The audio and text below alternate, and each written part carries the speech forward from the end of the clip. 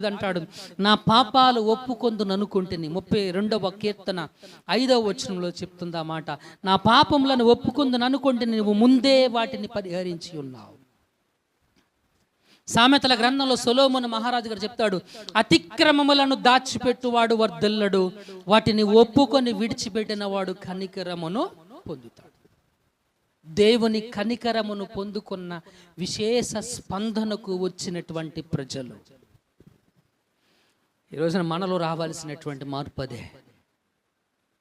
ఆయన వాక్యానికి మనలో స్పందన రావాలి.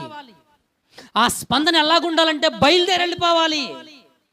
అది దూరమా దగ్గర, అది ఎక్కడ అనేటువంటిది ముఖ్యమైనటువంటి విషయం కాదు, మనము వెళుతున్నామా అనేటువంటిది ముఖ్యమైనటువంటి విషయం. హల్లెలూయా. అది ఎంత బలమైన స్పందన అంటే మిత్రులారా, వారి పాపములను ఒప్పింపజేసిన